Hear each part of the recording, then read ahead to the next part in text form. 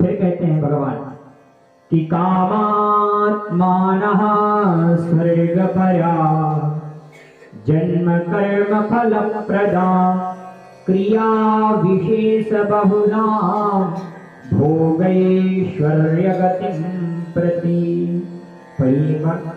कामात्मानः स्वर्गपरा कामात्मानः स्वर्गपरा जन्म कर्म फल प्रदा क्रिया विशेष बहुला क्रिया विशेष बहुला भोगैश्वर्य गतिं प्रति भोगैश्वर्य गतिं प्रति। भगवान कहते हैं कि कामात्मानः इत्युक्ते जिनके मन में जिनके हृदय में हमेशा काम चलता रहता हो, इंद्रियों की तृप्ति के लिए हमेशा विचार रहता हो, जिनके अंदर इंद्रियों को प्राप्त करने की इच्छा रहती हो, जो इंद्रिय तृप्ति पर आसक्त रहते हैं, ऐसे व्यक्ति स्वर्ग परा स्वर्ग की प्राप्ति के इच्छुक जो हैं वो जन्म कर्म फल प्रदान। जन्म इत्युक्ते उनको किसी न किसी परिवार में अच्छे कुल में उनको जन्म मिल जाए, इस प्रकार की सोच रखते हैं। यज्ञ तो करते हैं, अनुष्ठान तो करते हैं, लेकिन वो चाहते हैं कि हम इस जन्म में तो नहीं, अगले जन्म में प्रभु हमको किसी राजा के यहाँ जन्म देना, जिससे हम राजकुमार कहलाएं और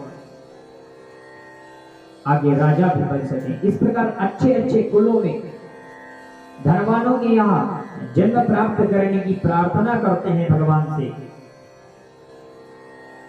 कर्म फल प्रदान और सकाम कर्म फल प्रदान करने वाला क्रिया विशेष क्रिया माने जो करते हैं वो क्रियाएं हैं, भड़कीले उत्सव करते हैं। यज्ञ तो करेंगे लेकिन पूरे जो है वो प्रदेश में अपने ढिढोरा पिटवा देंगे कि ऐसा करिए, हमने यज्ञ किया है, हमने स्वर्ग की प्राप्ति के लिए यज्ञ कर रहे हैं, हमको धन की इच्छा है, हम धन की प्राप्ति के लिए यज्ञ कर रहे हैं। लेकिन उनको यज्ञ पे, उनको भगवान पे किसी भी प्रकार की श्रद्धा नहीं, भगवान वो भाव से पूजन ही नहीं करते।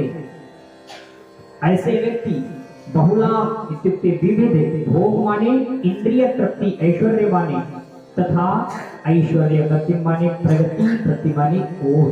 भगवान कहते हैं ऐसे व्यक्ति वेदों के अलंकारिक शब्दों के प्रति अत्यधिक आसक्त रहते हैं।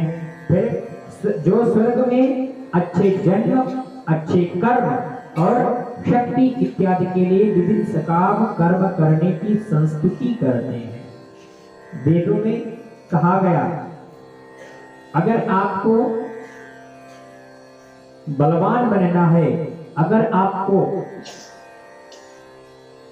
विजयी बनना है, तो आप चतुर्मास में भगवान का स्मरण करिए, भगवान का पूजन करिए।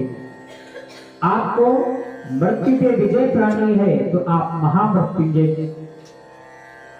की आराधना करिए, महामृत्युंजय भगवान का जप करवाइए, जप करिए। तो ऐसे व्यक्ति, ऐसे लोभातुर, ऐसे कामातुर व्यक्ति वेदों की इन अलंकारिक शब्दों के प्रति अत्यधिक आसक्त रहते हैं।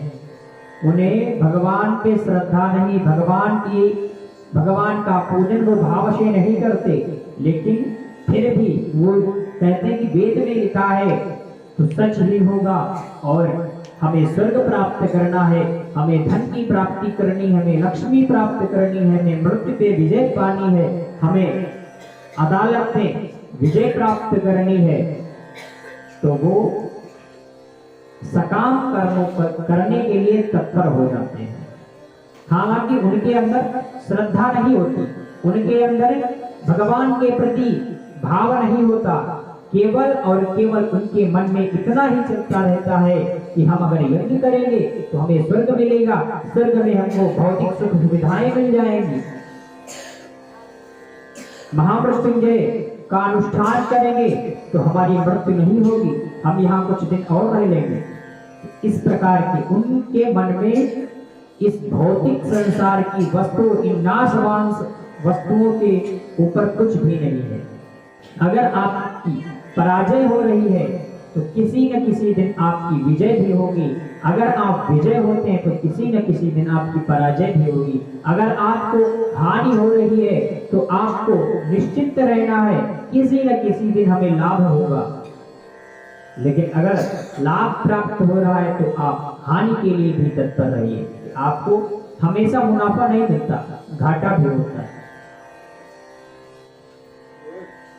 ऐसे व्यक्ति अल्पज्ञ होते हैं, भगवान कैसे कहते हैं कि ऐसे व्यक्ति मूर्ख कहलाते हैं, अज्ञानी कहलाते हैं, और उनके अंदर इंद्रिय तृप्ति, ऐश्वर्यमय जीवन की अभिलाषा के कारण वे चाहते हैं कि इससे बढ़कर और कुछ भी नहीं।